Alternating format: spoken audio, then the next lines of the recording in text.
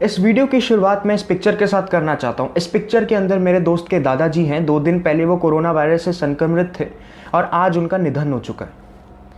और मेरा दोस्त पेपर्स तो क्या, मेरा दोस्त कह रहा है मैं अपनी मानसिक संतुलन खो बैठा हूँ। इतनी अटैचमेंट थी उसको दादाजी के साथ और उसने खुद बोला मैं मरने जा रहा हूँ। मैंने बोला भाई तुझे सुसाइड करने की ज़रूरत नहीं है।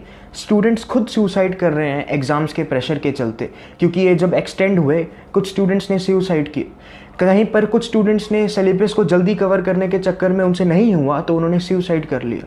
और जहाँ पर हमारे 4 लाख से ज़्यादा आज के टाइम पर केसेस आ रहे हैं, 3,000 से ज़्यादा मौतें हो रही हैं, वहाँ पर हमारा सरकार एडमिनिस्ट्रेशन पेपर्स ले रहा है। तालियां। उसके बाद हम कब तक 12th की ही यहाँ पर प्रिपरेशन करते रहेंगे? जेई कब देंगे कुछ बच्चे? क्लैट का एग्ज़ाम कब देना? बाकी प्रिपरेशन कब करनी है? क्या 12वीं देनी है पूरी ज़िंदगी? 1-2.5 साल ज़्यादा साल हमारा पूरा का पूरा बर्बाद हो चुका है।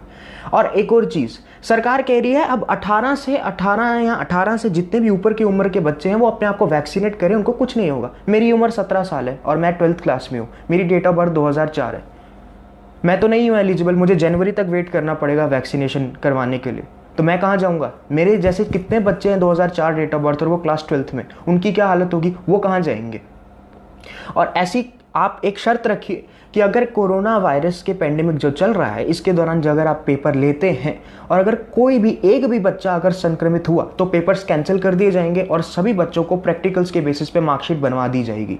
नहीं करेंगे ना? और अगर इतनी ही ज़्यादा एग्जामिनेशन करवाना है तो एंट्रेंस एग्ज़ाम होते हैं हर एक यूनिवर्सिटी के, आप उसके बेसिस पर लीजिए। 12th की मार्कशीट को अलग रख लीजिए, आप एंट्रेंस एग्जाम को रख लीजिए। कोई भी जो एंट्रेंस एग्जाम पास करेगा यूनिवर्सिटी का वो सिलेक्ट हो जाएगा। मोदी जी कहते हैं युवा जो है वो आने वाला कल है, तो आप आने वाली कल के साथ ऐसा कर रहे हैं। आप हमारी बात नहीं सुन रहे तो कल को हम आपकी बात नहीं सुनेंगे। इन रिटर्न कल को हम आपको वोट नहीं देंगे, क्योंकि हमारे पास भी वोटर कार्ड आने वाला है और कुछ बच्चों के पास आ गया है। इस वीडियो को रीट्वीट कीजिए and please cancel the exams. I'd really like to ask the government, when privileged people like Rohit Sardana sir, Dr. Ramesh Pokhriyal, our education minister, and other ministers, even after taking all the precautionaries, are getting infected by the same, how or what percentage of guarantee do you people give us that we won't? We all know the situation is dreadful, life-threatening and detestable. And the current situation of students is a repertoire of undue stress, intolerable pressure, anxiety, and mental trauma.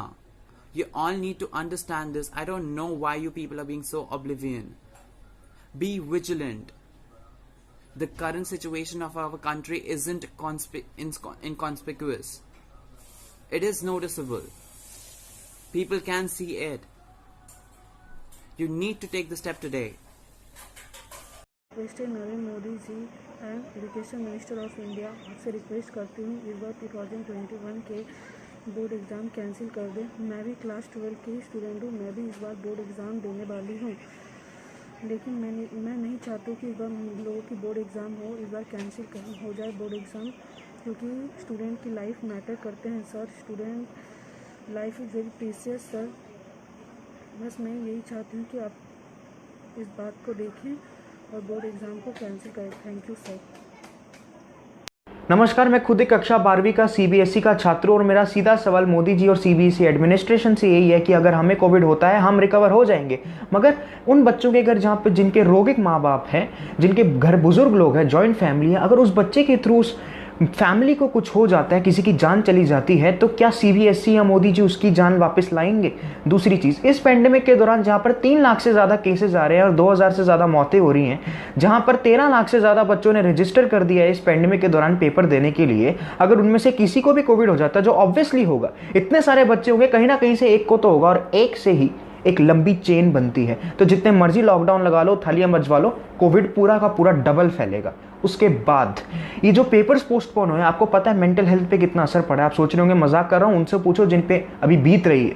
उन बच्चों का mental, अपने मानसिक संतुलन नहीं संभाल जा रहा है। आप यहाँ पे पेपर्स की बात कर रहे हो, यहाँ पे पेरेंटल प्रेशर इतना हो गया, माँ बाप बोल रहे हैं पेपर पढ़ो, ये करो, अगर तुमसे ये नहीं होगा तो ऐसा हो जाएगा, वैसा हो जाएगा। इधर बुरा हाल है। और सुनिए, हमारे रोहित सरदाना जी की भी जान छीन ली है इस कोविड ने। जो न्यूज़ देने वाले हैं उनको भी नहीं बख्श रहा है, तो हमारा क्या होगा? और मोदी जी वोटर कार्ड भी होता है एक, जो हमारे पास भी आ जाएगा 18 साल के ऊपर, मेरे पास तो है ही। अगर हमारे साथ अगर ऐसा होगा, है ना, तो आपको लगता है 2024 में जब भी पीएम इलेक्शन होंगे तो आप वापस आएंगे? आपको लगता है? क्योंकि इंडिया में यूथ का जो आपका परसेंटेज है ज़्यादा है। अगर हमारे साथ उल्टा करेंगे तो हम भी जैसे को तैसा करेंगे, हम भी आपको वोट नहीं देंगे। तो देख लो जी, तो देख लो। और दूसरा, भलाई के लिए अगर पेपर्स करवाने ही हैं तो आप यूनिवर्सिटीज़ के एंट्रेंस एग्जाम है ना, आप इसलिए बोल रहे हैं ना क्योंकि हम पेपर्स नहीं देंगे तो यूनिवर्सिटीज़ कैसे सिलेक्ट करेंगी? हर एक यूनिवर्सिटी का एंट्रेंस एग्जाम होता है, उसको मेन आप टेस्ट रखिए, जो उसको क्लियर करेगा वो आ जाएगा यूनिवर्सिटी में। बात सिंपल है। प्लीज़ मेरी दरख्वास्त है सभी से, रीट्वीट करें, शेयर करें please. Modi ji cancel board exams please. 21 के लिए देखो यार, 10th क्लास के बोर्ड एग्जाम्स कैंसिल हो चुके हैं, 12th क्लास के रह गए, ठीक है। तो मैं एक बात कहना चाहूँगा, जो हमारे एजुकेशन मिनिस्टर है, कि मैंने सुना है अभी उनको भी कोविड हो गया है, ठीक है। इसके बावजूद भी वो एग्ज़ाम्स कैंसिल नहीं करना चाहते। आपके पास एक इंफ्रास्ट्रक्चर नहीं है ऑक्सीजन को ट्रांसपोर्ट करने का, आपके पास वेंटिलेटर्स नहीं है, आपके पास फुल रिसोर्सेस नहीं है कोविड के लिए, ठीक है। ऑलरेडी इतने मौतें हो रही हैं, रोज़ 2,500 से 3,000 लोग मर रहे हैं, रोज़ 4 लाख 3 लाख केसेस आ रहे हैं कोरोना के। तो इस कंडीशन में आप लोग एग्ज़ाम्स कंडक्ट करवाना चाहते हैं, क्या ये मतलब कोई तुक वाली बात है? मेरी नहीं समझ में आती, ठीक है। और दूसरी बात यह है कि 12th क्लास के बोर्ड्स इम्पोर्टेंट होते हैं, ये आप लोग बोलते हो, ठीक है। मैं मानता हूँ कि 12th क्लास के बोर्ड्स इम्पोर्टेंट होते हैं। सर प्री बोर्ड्स हुए, आपने उसमें बच्चों को एवोल्यूट किया, ठीक है। हमारे प्रैक्टिकल्स हुए, आधे से ज़्यादा मतलब 90% से ज़्यादा प्रैक्टिकल्स हो चुके हैं।